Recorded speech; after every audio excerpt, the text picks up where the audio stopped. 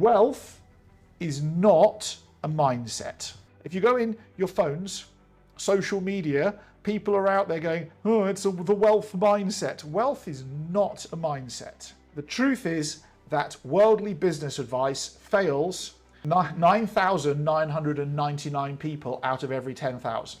It fails. That's what the data tells us within 24 months. If that world's business advice was so good, we wouldn't be looking at an appalling statistic like that.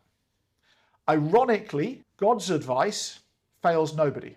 But here's a reality check. We have an abusive money relationship that we choose to swim in, because money doesn't think or feel anything about you, right?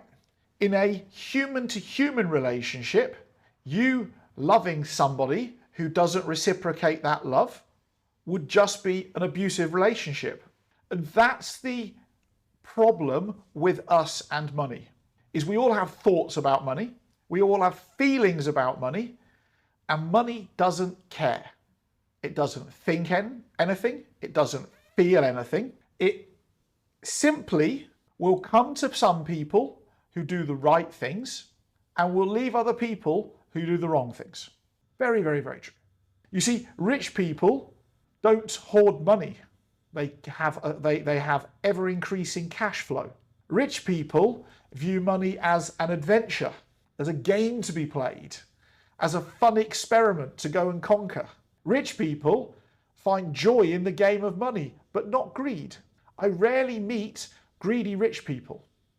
I started with a new client the other day. I don't think he's on here. He has 46 businesses here in South Africa. 46. He's stupidly rich and drives a 14-year-old Fortuner, even though he could afford any sports car that he wanted, literally like a garage of them today.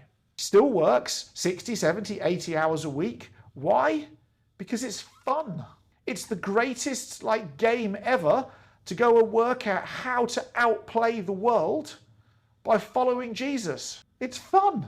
How can I create so much value for somebody that they're desperate to buy it from me at 20 times the value that it actually cost me to make it, and still they're like, wow, that was a good deal. Thank you so much. I'm so pleased that you did that for me.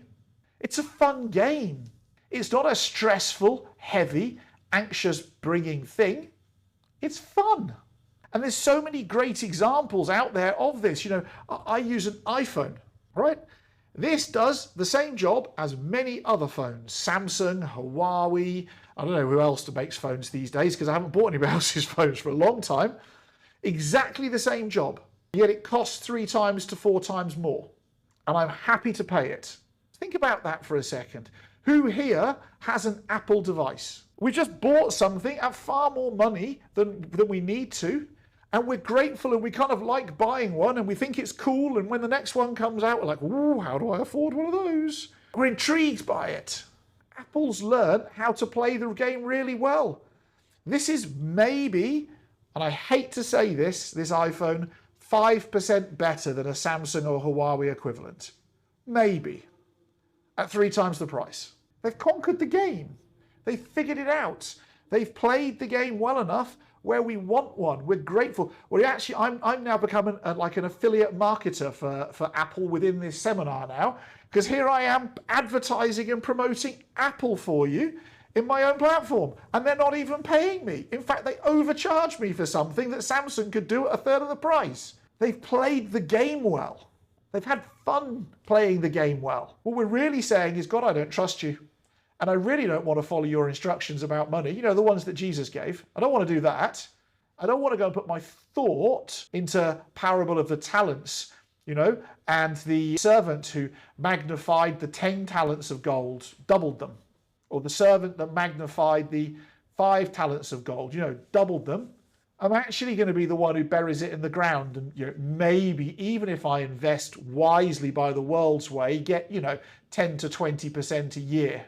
Jesus asks us for the benefits of the kingdom within Matthew within the parable of talents to 10x it in a month, right? Why don't we view that as the coolest game ever? And I want to ask you, how would it be if you viewed it as the coolest game ever? What would happen for you? The most fun game ever. In KingdomPreneur, we're launching a mastermind in a few weeks' time, or a few months' time. And one of my billionaire clients came to me and said she wanted in. And I said, well, that's nice, but you know, you make too much money for that. She's like, you don't understand. I want into this mastermind thing. I was like, well, I'm not going to say no to you. I was like, it's going to cost you more money than you currently pay me if you want that seat. She said, Rob, when have I ever grumbled about how much you invoiced me? I said, well, that's fair enough. So she said, but anyway, how much is it? I said, 20,000 Rand a month. And she said, why are you charging so little for it? I was like, head goes pop right at that point in time. Why are you charging so little for it? See, that's the billionaire attitude. She's like, Rob, if I'm in that room with those other 11 people once a month with you, I could easily make 10 million, 20 million, 50 million Rand out of that room without you teaching me a thing, just building relationships with those people. Why are you charging me 20 grand a month to make 10 million? Why don't you charge 2 million for a year for it? Anyway, that, I have to be honest with you, that rattled my head, and I had to go back to my list of my attitudes and beliefs around money and go, okay, maybe I'm looking at this the wrong way. Not like the billionaire, but like somebody who hasn't got a billion yet.